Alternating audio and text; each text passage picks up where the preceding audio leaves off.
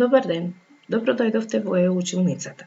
Јас сум Весна Попучовска, оделенски наставник во Основното училиште Александар Турунџев од село Кукуречани, Битола. Денешната училница се однесува на предметот природни науки и часот број 17, отпечатоци и допир.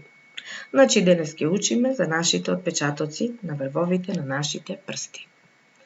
Образовните цели на овој час се да ги наблюдуваме нашите отпечатоци, да ги откриваме видовите линии во отпечатоците, да ги споредуваме нашите отпечатоци со отпечатоците на другите, односно другарчето, братчето, сестричето, да твориме со нашите отпечатоци, да воочиме дека отпечатоци имаме и на дланките и на стапалата. Што треба да направиме? Што ни е потребно? Потребна ни е лупа со која ќе ги наблюдуваме нашите дланки и прстите, односно врвовите на прстите. Потоа треба да ги наблюдувате линиите на вашите дланки и прстите, какви се, дали се прави, криви линии, кружни, дали се кратки, долги. Да ги погледнете отпечатоците на вашето другарче и да ги споредите со вашите, или пак да ги споредите отпечатоците на сите прсти од вашата рака. Да направите отпечатоци со прстите со помош на боја или мастило.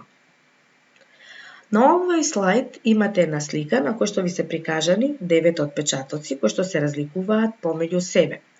Значи, исто како и на оваа слика, и вие треба да направите отпечатоци од вашите прсти.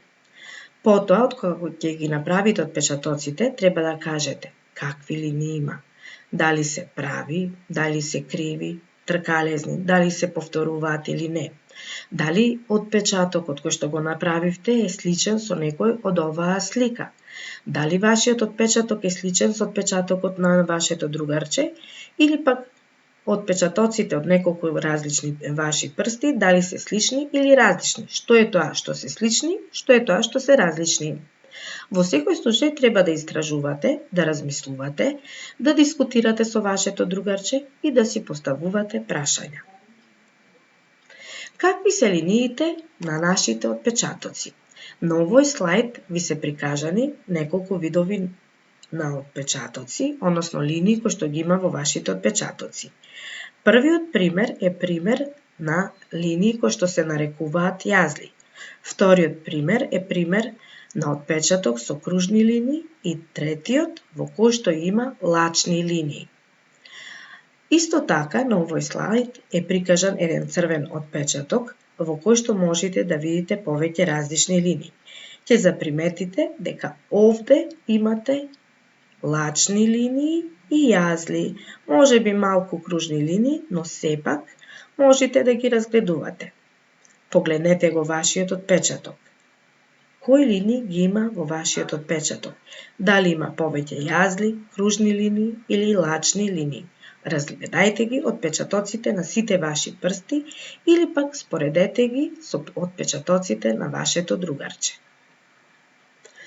Со отпечатоците направени со боја можеме и да твориме. Потребни ни се мастило, можеби туш во боја или темперни бои, со кои ќе ги намачкате вашите прсти и бела хартија врз која ќе ги направите отпечатоците. Направете отпечатоци од прстите со различна боја. Можете да ги имитирате дадените примери или да направите сосема нови своји примери. Овде можете да погледнете дека направен е еден цвет со различни отпечатоци, потоа е направено едно срце, дрво, но исто така се употребени отпечатоци од цела дланка со која е направена една пеперутка. Со отпечатоците од прстите или отпечатоците од дланката можеме да научиме да сликаме различни животни. Првите примери се отпечатоци на прсти со кои се направени едно маче, пеперутка, тигар, глувче и пиле.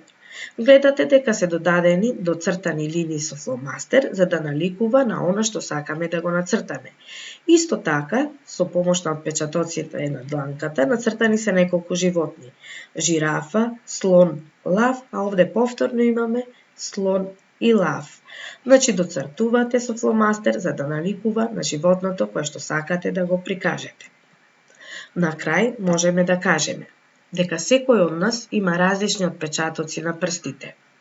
Различните отпечатоци ги имаме и на нашите дланки, како што се прикажани овде, и на нашите стапала.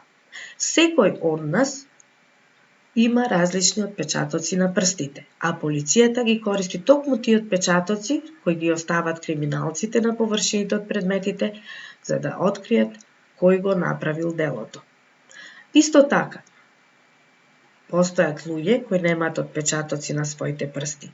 Таквата состојба се нарекува адерматоглифија. Овој час како презентација можете да го најдете на страната на општина Битола. Во страната на општина Битола ја одбирате домашната училница, а во неа делот за основни училишта. Во тој дел го одбирате делот на Основното училиште Александар Турунџев и делот за природни науки. Тука е даден и линкот на кој што директно можете да влезете во домашната училница на општина Битола. Ви благодарам за вниманието, се гледаме на следниот час.